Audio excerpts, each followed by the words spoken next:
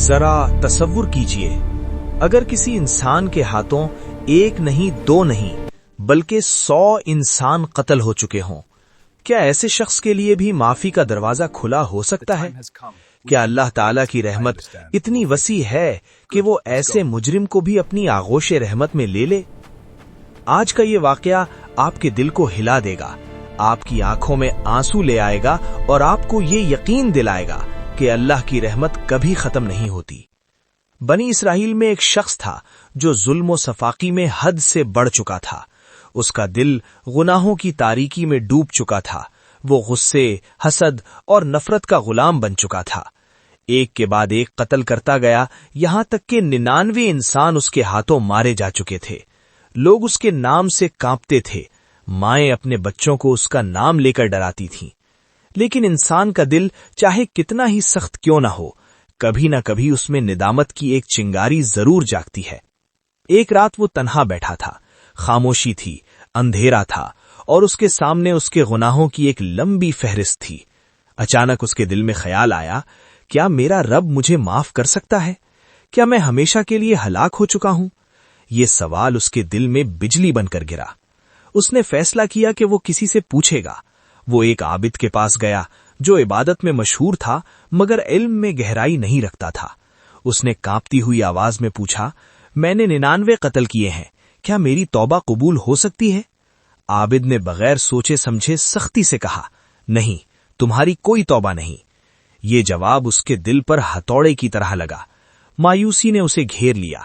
شیطان نے اس کے کان میں کہا، جب ویسے بھی معافی نہیں تو پھر ایک اور سہی، اور اس نے اس عابد کو بھی قتل کر دیا۔ یوں 100 قتل مکمل ہو گئے۔ لیکن حیرت یہ ہے کہ اس کے باوجود اس کے دل کی آگ بجھی نہیں۔ اس کے اندر کہیں نہ کہیں ہدایت کی ایک کرن باقی تھی۔ اب وہ ایک سچے عالم کی تلاش میں نکلا۔ لوگوں نے اسے ایک باعلم شخص کا پتہ بتایا۔ وہ اس کے پاس پہنچا، آنکھوں میں پچھتاوا اور دل میں خوف تھا۔ اس نے کہا، میں نے 100 قتل کیے ہیں، کیا میری توبہ قبول ہو سکتی ہے؟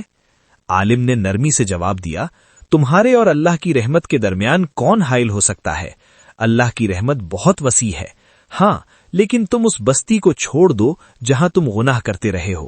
فلاں نیک لوگوں کی بستی میں چلے جاؤ، وہاں اللہ کی عبادت کرو، نیک صحبت اختیار کرو۔ یہ سن کر اس کے دل میں امید کی روشنی پھیل گئی۔ وہ فوراً اٹھا، سب کچھ چھوڑ دیا، اپنے ماضی کو پیچھے چھوڑ کر نئے سفر پر نکل پڑا۔ اس کے قدم تیز تھے، آنکھوں میں آنسو تھے، زبان پر استغفار تھا۔ ہر قدم کے ساتھ وہ اپنے رب کے قریب ہو رہا تھا۔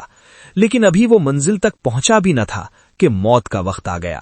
وہ زمین پر گر پڑا، سانسیں ٹوٹنے لگیں، لیکن اس کا دل اللہ کی طرف جھکا ہوا تھا۔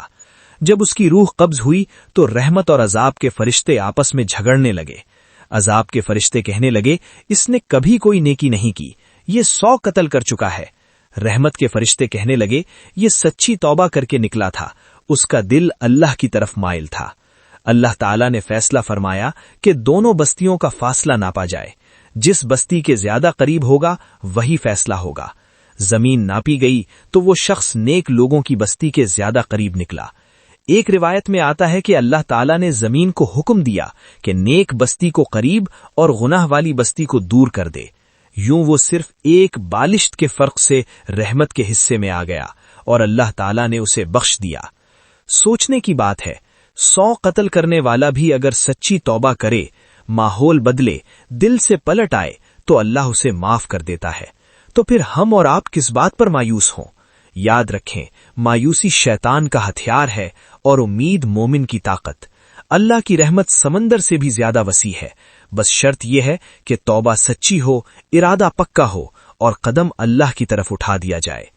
یہ واقعہ ہمیں سکھاتا ہے کہ کبھی بھی کسی گناہگار کو یہ نہ کہیں کہ تیرے لیے معافی نہیں، اور کبھی خود بھی یہ نہ سوچیں کہ اب میرے لیے واپسی کا راستہ نہیں۔ جب تک سانس باقی ہے، توبہ کا دروازہ کھلا ہے۔